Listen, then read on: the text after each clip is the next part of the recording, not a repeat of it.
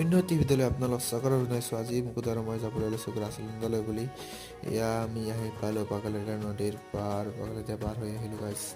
এয়া আজি বতৰটো বহুত ধুনীয়া গাইছ, আকাশখন চাবলৈ ইমান ধুনীয়া হৈছে চাওকচোন।